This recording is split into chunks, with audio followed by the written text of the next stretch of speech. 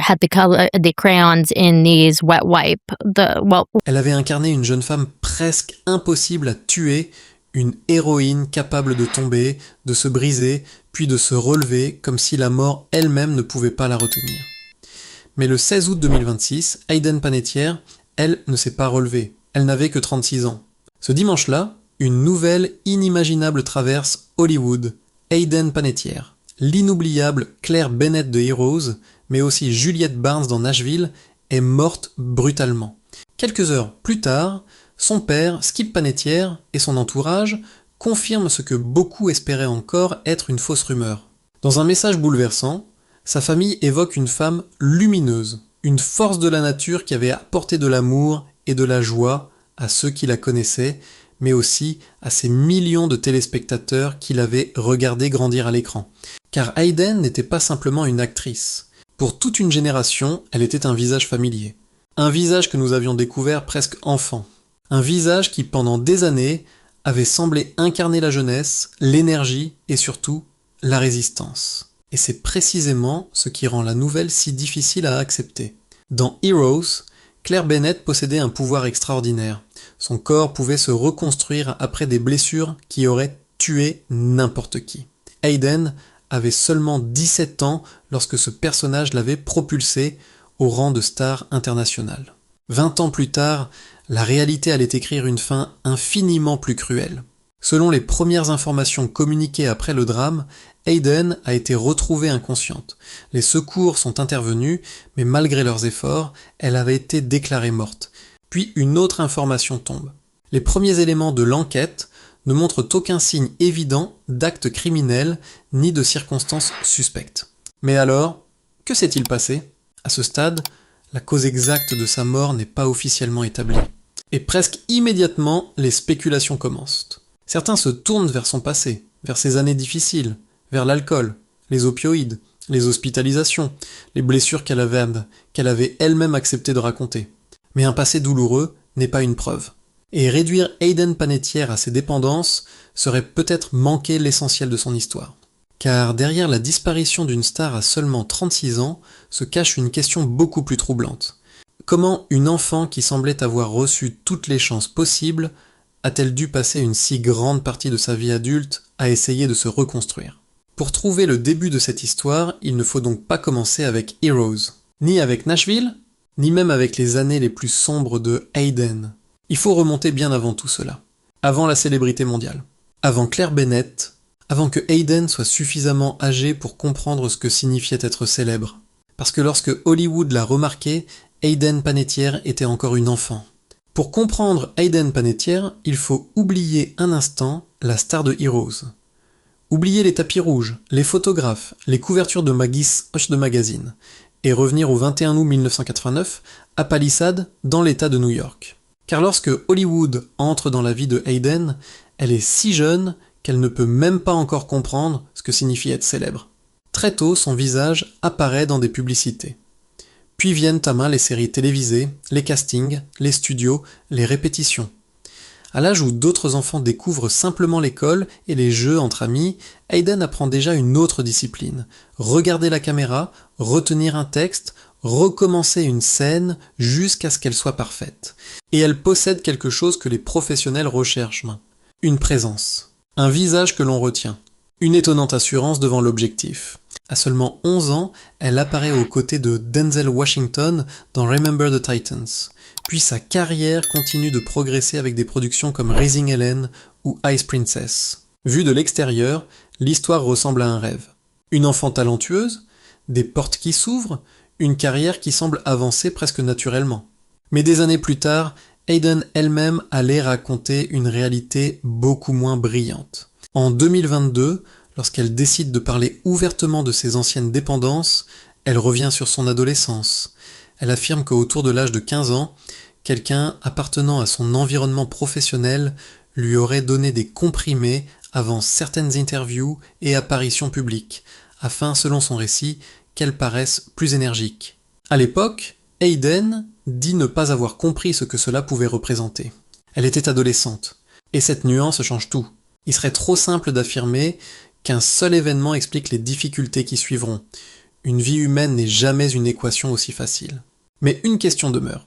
Que se passe-t-il lorsqu'une enfant apprend très tôt que, même lorsqu'elle est fatiguée, anxieuse ou simplement vulnérable, le spectacle doit continuer? Hayden grandit ainsi dans un univers où son visage devient progressivement un produit public. Elle travaille, elle sourit, elle réussit. Et plus elle réussit, plus les attentes augmentent. Voilà. À l'écran, tout semble sous contrôle.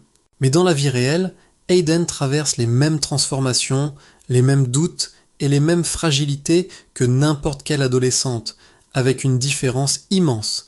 Elle le fait sous le regard d'une industrie entière. Puis arrive 2006. Hayden a 17 ans. On lui propose le rôle d'une lycéenne blonde, populaire, apparemment ordinaire. Une cheerleader qui découvre qu'elle possède une capacité extraordinaire. Son corps peut guérir de blessures normalement mortelles.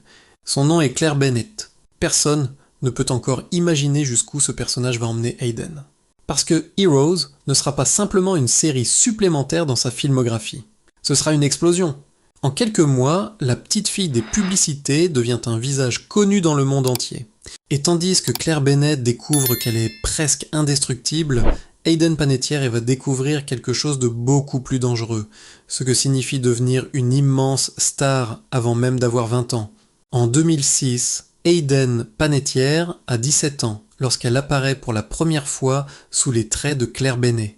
Une lycéenne blonde, une cheerleader apparemment ordinaire, à un détail près, son corps est capable de se régénérer après des blessures qui devraient être mortelles.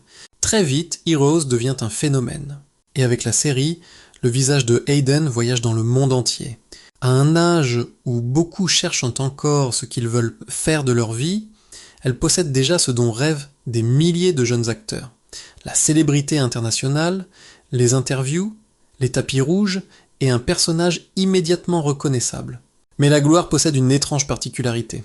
Plus elle vous donne, plus elle exige que vous continuiez à lui donner. Désormais, Hayden n'est plus seulement une jeune femme.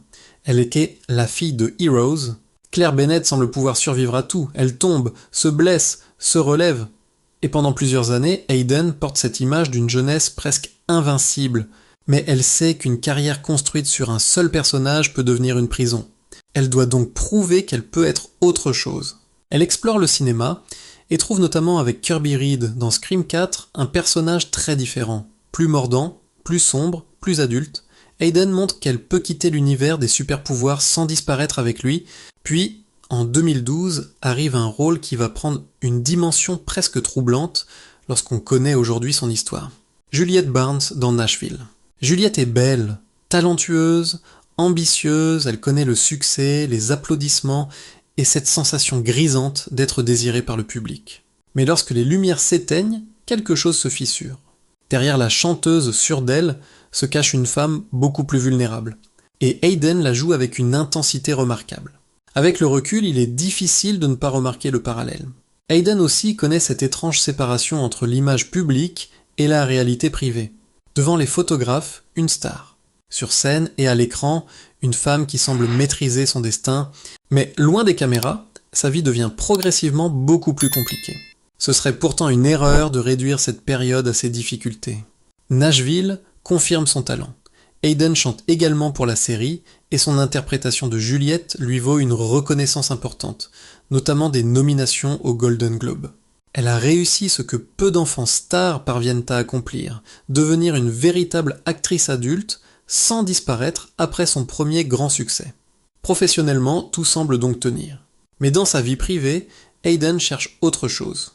Quelque chose que ni Heroes, ni Nashville, ni Hollywood ne peuvent lui offrir. Une famille. Et c'est là qu'entre dans son histoire un homme qui semble venir d'un univers totalement différent du sien, Vladimir Klitschko, champion du monde de boxe poids lourd. Lui mesure près de 2 mètres. Elle a à peine plus d'1,50 m. Sur les photographies, leur différence physique amuse immédiatement la presse. Mais derrière cette image presque improbable naît une relation beaucoup plus sérieuse.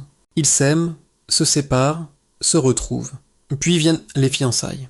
Et bientôt, Hayden apprend qu'elle va devenir mère. À cet instant, tout semble enfin s'aligner. Une carrière reconnue. Un homme qu'elle aime, un enfant.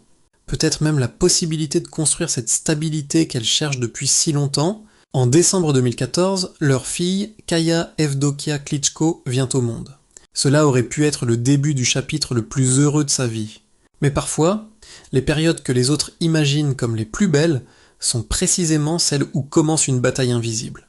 Décembre 2014, lorsque Kaya Evdokia Klitschko vient au monde, tout semble enfin réuni pour offrir à Hayden Panettiere cette stabilité que les plateaux de tournage ne lui avaient jamais vraiment donnée. Elle est célèbre.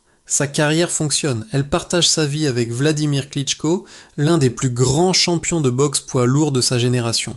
Et désormais, elle est mère. Sur les photographies, l'histoire ressemble presque à un conte moderne. Mais quelques mois suffisent pour faire apparaître une réalité que personne ne voit sur les tapis rouges. Après la naissance de Kaya, Hayden souffre d'une grave dépression postpartum. Elle décidera plus tard d'en parler publiquement, à une époque où ce sujet reste encore difficile à évoquer pour beaucoup de femmes. Hayden explique alors une chose essentielle. Ce qu'elle traverse n'a rien à voir avec un manque d'amour pour son enfant. Elle aime sa fille, mais intérieurement, elle s'effondre. Et les problèmes qu'elle avait longtemps réussi à maintenir à distance reviennent progressivement occuper une place inquiétante.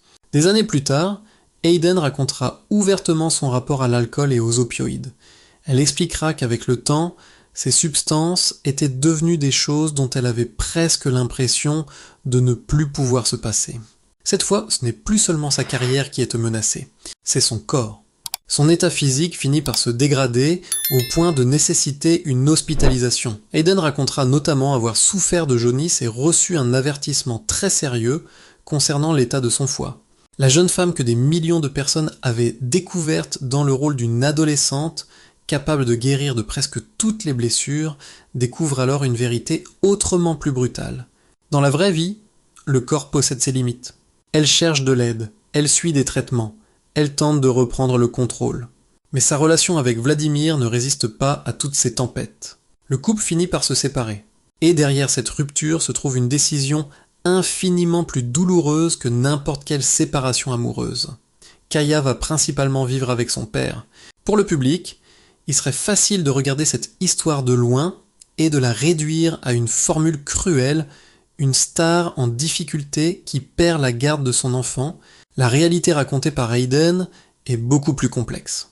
En 2022, dans A Red Table Talk, elle revient sur les documents qu'elle avait signés concernant la situation de sa fille. Elle les décrit comme le papier les plus douloureux qu'elle ait jamais eu à signer. Parce qu'abandonner son quotidien de mère ne signifie pas cesser d'aimer son enfant. Au contraire, Hayden affirme avoir vécu cette séparation comme une blessure profonde. Kaya grandit principalement auprès de Vladimir. Et lorsque la guerre éclate en Ukraine, en 2022, l'inquiétude prend encore une autre dimension. Hayden rassure alors publiquement ceux qui lui demandent faire des nouvelles. Sa fille se trouve en sécurité, loin de la zone de danger. Mais derrière ces déclarations apparaît une réalité beaucoup plus intime. Hayden a passé une partie de sa jeunesse à essayer de devenir la personne que Hollywood attendait d'elle. À présent, elle tente simplement de redevenir maîtresse de sa propre vie. Elle veut se soigner, elle veut retrouver une stabilité, elle veut rester une mère pour Kaya malgré la distance, elle veut croire qu'il existe encore une seconde chance. Mais lorsqu'une personne est fragilisée, elle peut parfois chercher du réconfort exactement là où elle trouvera une nouvelle tempête. Après Vladimir, un autre homme entre dans la vie de Hayden, il s'appelle Brian Hickerson. Au début, personne ne peut encore imaginer à quel point cette relation va devenir sombre. Après sa séparation avec Vladimir Klitschko, Hayden Panettiere voudrait croire qu'elle peut enfin repartir de zéro. Mais lorsqu'elle rencontre Brian Hickerson, sa vie privée entre dans une période encore plus chaotique. Au début, il y a une nouvelle relation, peut-être l'espoir de tourner la page, puis apparaissent des accusations beaucoup plus graves. En 2019, Hickerson est arrêté après un incident impliquant Hayden. D'autres épisodes suivront, la justice intervient, et Hayden finira par obtenir une ordonnance de protection. Cette fois, elle décide aussi de parler, non plus comme Claire Bennett, non plus comme Juliette Barnes, mais comme une femme disant avoir subi des violences et refusant désormais de les dissimuler derrière l'image parfaite d'une célébrité. Et cette prise de parole marque quelque chose d'important. Pendant une grande partie de sa vie, d'autres avaient raconté Hayden, les magazines, les producteurs, les photographes, les tabloïds. Désormais, elle essaie de reprendre possession de son propre récit. Elle fait la même chose avec ses dépendances. En 2022, Hayden révèle publiquement l'ampleur de son ancienne consommation d'alcool et d'opioïdes. Elle ne cherche plus à présenter une version impeccable d'elle-même. Elle raconte les rechutes, les traitements, les conséquences physiques et cette période où sa santé s'était dangereusement détériorée. Mais elle raconte aussi autre chose. Elle a essayé de s'en sortir. Et pendant quelque temps, quelque chose semble effectivement changer. Hayden revient devant les caméras. En 2023, elle retrouve Kirby Reed dans Scream 6, 12 ans après To Scream 4A. Symboliquement, le moment est puissant. Une actrice que certains avaient peut-être déjà enfermée dans son passé revient dans une franchise majeure. Hayden est encore là, elle travaille, elle sourit, elle tente de reconstruire ce que les années difficiles avaient abîmé.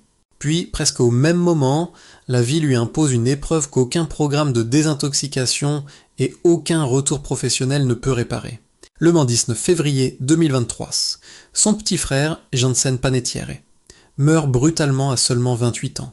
Sa famille indiquera plus tard que son décès était lié à une cardiomégalie associée à des complications cardiaques. Pour Hayden, ce n'est pas simplement une nouvelle tragédie relayée par les médias. C'est son frère, un garçon avec lequel elle avait grandi et partagé une partie de son univers professionnel. Après sa disparition, quelque chose change profondément. Hayden expliquera plus tard avoir eu le sentiment de perdre une partie d'elle-même. Imaginez ce paradoxe. Pendant des années, elle avait combattu pour récupérer sa santé, sa stabilité, sa carrière. Elle avait essayé de survivre à la dépendance, à une relation destructrice, à l'éloignement de sa fille. Et au moment où elle semble enfin pouvoir recommencer à avancer, elle doit apprendre à vivre avec une absence qu'elle ne peut pas réparer. Pourtant, elle continue. C'est peut-être l'une des choses les plus importantes à retenir de son histoire. Hayden tombe souvent, mais elle essaye presque toujours de se relever. En 2024 et 2025, elle continue de travailler, puis arrive 2026. Cette année-là, elle décide d'aller encore plus loin, raconter elle-même ce qu'il y avait derrière toutes ces années de silence, de succès et de blessures. Son passé n'est plus seulement quelque chose qu'elle cherche à fuir, elle commence à le regarder en face. Et quelques semaines avant son 37e anniversaire, rien ne semble annoncer que le temps est sur le point de s'arrêter. Car, durant l'été 2026, Hayden parle encore de projets, partage encore des images de sa vie et semble écrire un nouveau chapitre. Personne ne sait alors que ce chapitre sera le dernier. En 2026, Hayden Panettiere semble avoir pris une décision essentielle. Ne plus laisser les autres raconter son histoire à sa place. Pendant des années, son nom avait été associé à Heroes, à Nashville, à Vladimir Klitschko, à ses dépendances, à sa dépression post-partum, aux violences qu'elle disait avoir subies et à la mort de son frère. Mais derrière tous ces titres, se trouvait une femme qui tentait encore de comprendre sa propre histoire. Quelques semaines avant sa disparition, Hayden reste présente publiquement. Le 27 juillet, elle partage encore sur Instagram un moment avec le photographe Randall Slavin, accompagné de quelques mots simples sur les bons moments et les bons amis. Aujourd'hui, cette publication possède forcément une autre résonance. Mais il faut résister à la tentation d'y chercher un message caché. Rien ne permet d'affirmer que Hayden savait ce qui allait arriver. Et c'est peut-être précisément ce qui rend la suite aussi brutale. Le dimanche 16 août 2026, à quelques jours seulement de son 37e anniversaire, Hayden est retrouvée inconsciente. Les secours interviennent. Ils tentent de la sauver. Mais cette fois, il n'y aura pas de nouvelle scène. Pas de deuxième prise. Pas de scénario dans lequel Claire Benet ouvre soudainement les yeux. Hayden Panettiere est déclarée morte à seulement 36 ans. La nouvelle se répand rapidement. Son père, Skip Panettiere, et son entourage confirment l'impensable. Une femme que des millions de personnes avaient littéralement regardé grandir vient de disparaître. Et immédiatement, une question envahit les médias. Pourquoi ? Son passé avec l'alcool et les opioïdes ressurgit. Des informations concernant l'intervention des secours circulent. Chaque détail devient soudain une pièce possible d'un puzzle. Mais au moment où cette histoire est racontée, une distinction reste essentielle. Les premières constatations policières n'ont pas indiqué de signes d'actes criminels ou de circonstances suspectes, tandis que la cause exacte de son décès n'a pas encore été officiellement établie. Son passé ne peut donc pas devenir automatiquement l'explication de sa mort. Et peut-être que la dernière injustice faite à Hayden serait justement de résumer 36 années d'existence à la manière dont elles se sont terminées.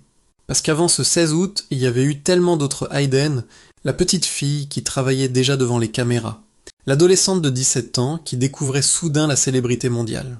Claire Bennett dans Heroes, Kirby Reed dans The Scream, Juliette Barnes dans Nashville, puis la mère de Kaya, la femme qui avait reconnu ses dépendances, celle qui avait demandé de l'aide, celle qui avait parlé des violences qu'elle disait avoir subies, la sœur qui avait dû apprendre à vivre après la mort de Jansen, et surtout, une femme qui avait essayé encore et encore de recommencer. C'est là que l'histoire revient étrangement à son point de départ. Dans Heroes, Claire Bennett pouvait subir l'impossible et se relever. Aiden, elle, ne possédait évidemment aucun super pouvoir. Pourtant, dans sa véritable vie, elle s'est relevée plus d'une fois. Peut-être est-ce finalement cela qui explique pourquoi sa disparition touche autant de personnes. Nous pensions connaître une star, mais derrière la star se trouvait quelqu'un qui menait des batailles que les caméras ne pouvaient pas toujours montrer. Alors, lorsque nous reparlerons de Aiden Panettiere dans 10 ou 20 ans, quel Aiden restera dans notre mémoire? Claire Bennett, l'adolescente presque immortelle de Heroes, Juliette Barnes, la star tourmentée de Nashville, ou simplement une femme qui, malgré ses blessures, avait passé une grande partie de sa vie à essayer de se relever? Dites-moi dans les commentaires quel souvenir de Aiden Panettiere vous restera le plus longtemps. Et si cette histoire vous a touché, n'oubliez pas de laisser un j'aime, de partager cette vidéo avec ceux qui ont grandi avec Heroes et de vous abonner à la chaîne. Car derrière les célébrités que nous croyons connaître se cachent parfois des histoires infiniment plus humaines que leur rôle.